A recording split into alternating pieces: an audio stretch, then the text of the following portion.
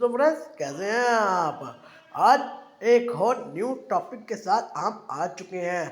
अगर तो आप मेरे चैनल पर नए हैं तो लाइक और सब्सक्राइब शेयर लाजमी। लाजमी मज़ा नहीं आएगा देखने के लिए, इसलिए आप पहले सब्सक्राइब कर लें। बात करेंगे मिस्र के बारे में। मिस्र यानी कि इजिप्ट, इजिप्ट यानी कि पिरामिड। आज हम बात करेंगे पिरामिड के बारे में। क्या आपको पता है कि पिरामिड क्यों बनाए गए थे और ये किसकी ख्वाहिश थी कि पिरामिड बनाए जाए। ये वही पिरामिड है कि इतने बड़े पिरामिड आज तक साइंसदान भी नहीं समझ सके कि ये पिरामिड क्यों बनाए गए थे। ये पिरामिड बनाने का असल में मकसद क्या था।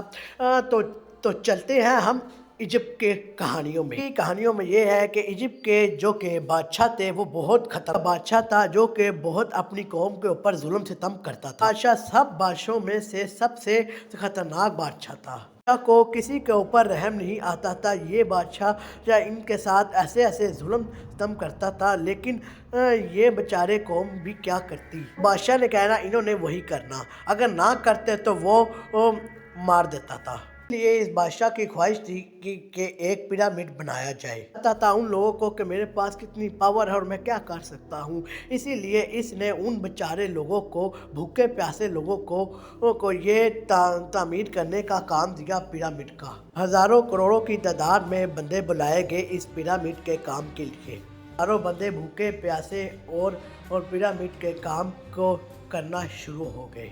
थोड़ा कर पत्थर वगैरह लोड किया और एक कश्ती में ला कर पत्थरों को रखना शुरू कर दिया और एक के बाद एक बनाते गए भूखे प्यासे ये लोग काम कर रहे थे।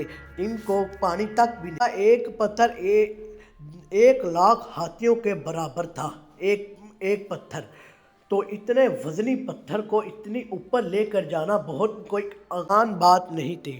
उस दौर में इतने बड़े पत्थरों को काटना कोई आसान बात नहीं थी। इतने बड़े पत्थरों को काटना और फिर काट कर उस साइज और इक्वल ईस्ट और वेस्ट में रखना कोई आसान बात नहीं थी। ये बहुत मुश्किल काम था जो कि इन्होंने इतनी मुश्किल से पत्थर लोड कर फिर वो इतनी ऊपर तक लेकर जाते थे, वो भी भूखे प्यासा।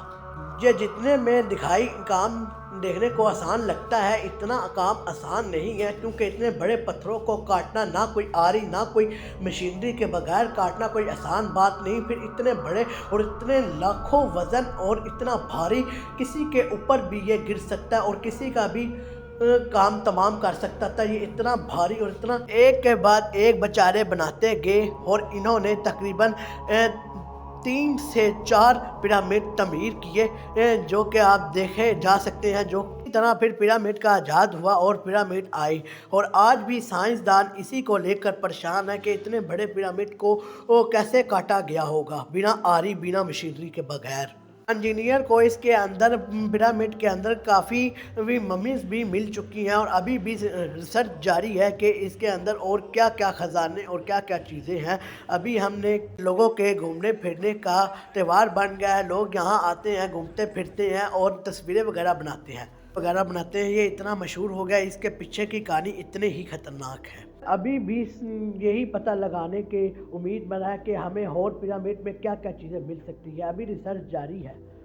ये थी मेरी आज की छोटी सी वीडियो और मालूमात थी।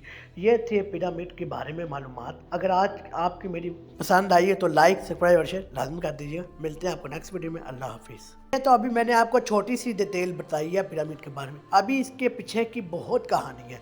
अगर तो आप वो भी सुनना चाहते हैं कि ये उस बादशाह के साथ क्या हुआ और उस कौम के साथ क्या हुआ, पहली मरतबा इनकार कर दिया था कि हम ये नहीं बनाएंगे, तो क्या हुआ था, जानना चाहते हैं तो मुझे कमेंट बॉक्स में कह दें, मैं बना दूंगा वीडियो। तो अभी के लिए अल्लाह हाफिज़।